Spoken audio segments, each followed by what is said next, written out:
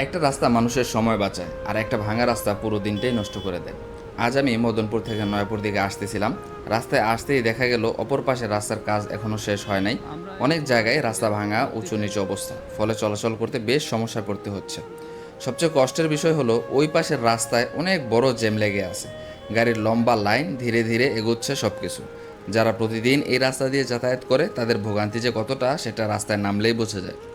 আমরা শুধু চাই দুই পাশের রাস্তার কাজ দ্রুত শেষ হোক, যাতে মানুষের স্বাভাবিকভাবে চলাচল করতে পারে।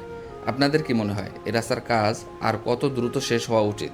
কমেন্টে আপনার মতামত জানান।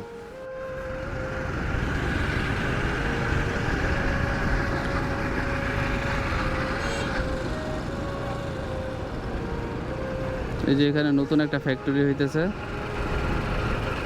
এটা হচ্ছে বড়িবাড়ি। বড়িবাড়ির মধ্যে একটা আন্ডারপাস দিছে, বাট আমি মনে করি এই আন্ডারপাসটা যদি বড়িবাড়ি ঠিক আছে, নয়াপুর যেহেতু একটা আছে, বড়িবাড়ি এত কাছাকাছি প্রয়োজন ছিল না আমার কাছে মনে হয় এই জায়গার আন্ডারপাসটা।